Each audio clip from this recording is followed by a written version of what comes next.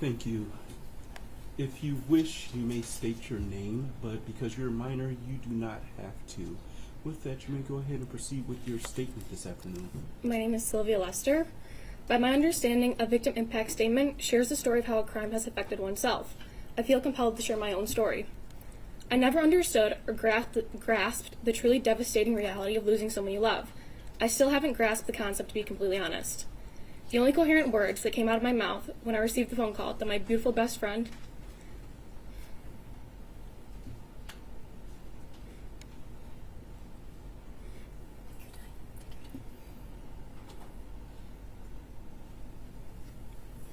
14-year-old Hana St. Juliana had been shot to death were, oh my God. I thought her sister was lying to me on the phone, for there was no way that my Hana had been brutally killed in their school hallway mere minutes after I left her to head to my 5th hour class. After being placed in lockdown, I hid in the corner of my darkened English classroom, oblivious to the true carnage happening just across the courtyard from me. I can still feel the echoes of classmates' hand clenched tightly in my own interlocked fingers. I can hear my blood rushing through my ears as I waited to experience the ring of a gunshot that would end my life. I can no longer walk down the street without thinking someone is waiting to kill me, aiming for me. The sound of sirens automatically alerts my brain to another school shooting, and to the numbing walk after leaving high school, to the same irrational call that will inevitably be following, informing me the other person I love is gone. To the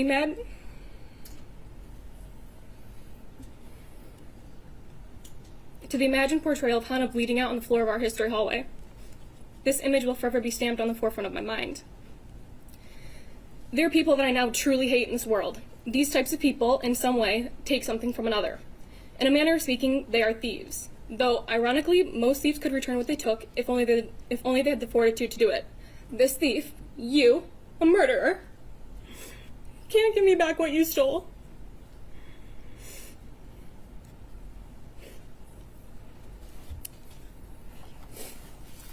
You stole my best friend. You stole my carefree laughter.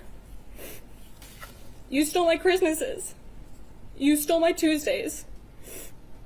You stole my New Year's. You stole my Friday night football games.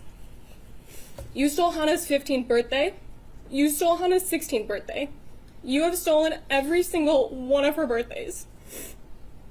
You stole my 16th birthday, along with my 17th and everyone following it.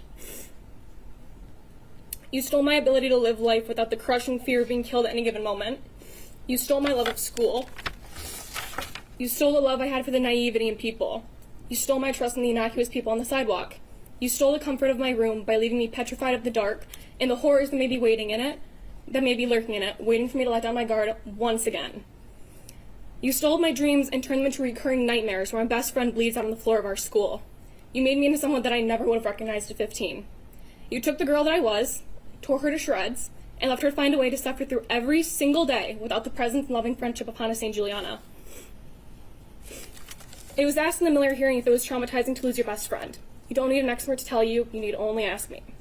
As was most likely predicted, the answer to that question is a resounding yes. Traumatized because I thought Hana would forever change her jewelry. Because I never thought I would have to be the one who would speak at a funeral, right after turning the young age of 15. I never thought I would look at my best friend's emotionless 14-year-old face in a casket. I never thought there would be a bed of flowers cushioning Hana's lifeless body as a freshman in high school. I never thought there would be the sound of bagpipes leading her enclosed body out of a church. I never thought there would be a week when Hana didn't have a new nail color. The reasons are endless to why it's traumatizing to lose a best friend. I thought we were allowed to be innocent as children. I never could have fathomed I would blame myself for the death of my best friend.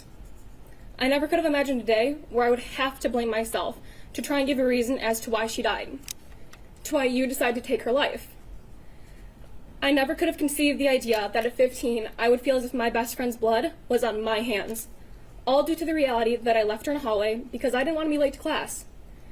I've convinced myself that if only we would have gone to the bathroom, Hana's life would have been spared and my happiness would be intact. We didn't get to be children for very long, for these aren't the thoughts any innocent child should mull over. The day Hana was killed, you left the shell of 15-year-old me, crying and shattered on a hardwood floor in the fetal position, encased in my own arms, with tear tracks that will forever be tattooed on my face as well as my heart.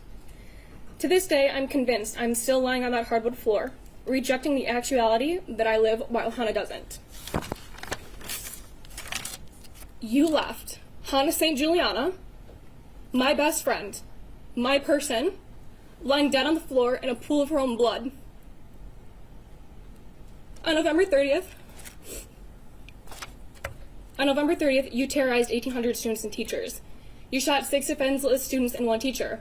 And ultimately, you killed Madison Baldwin, Justin Schilling, Tate Meir, and Hana St. Juliana. You should never, ever get the opportunity to steal from anyone else ever again in your entire life. You shouldn't have stolen from me. I shouldn't have to remember Hana for longer than I knew her. Hana's last words to me, in the middle of the school hallway, arms linked, held tilted together, were, "I'll call you later." I never got a call. Thank you. Thank you for being here and for your statements this afternoon. I'm very sorry for your loss of your friend. Thank you for your